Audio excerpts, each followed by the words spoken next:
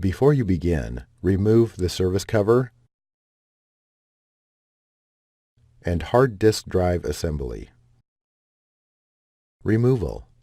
Remove the two 5mm P1 Phillips head screws, identified with keyboard icons, that secure the keyboard to the base enclosure.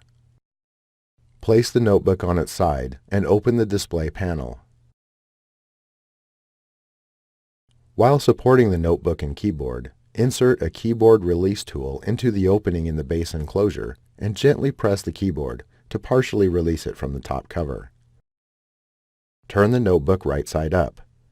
Lift the rear edge of the keyboard and rotate the keyboard toward the front of the notebook until you have access to the keyboard and keyboard backlight ribbon cables and ZIF connectors.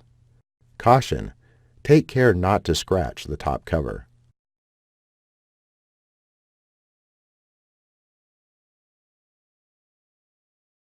Using minimal force, lift the locking bar up on the keyboard backlight ZIF connector and disconnect the keyboard backlight ribbon cable from the system board.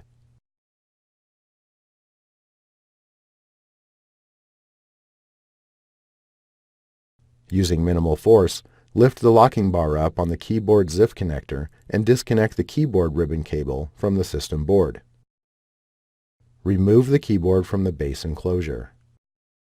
Reverse this procedure to install the keyboard. Thanks for watching. Please click subscribe for more videos and weekly updates.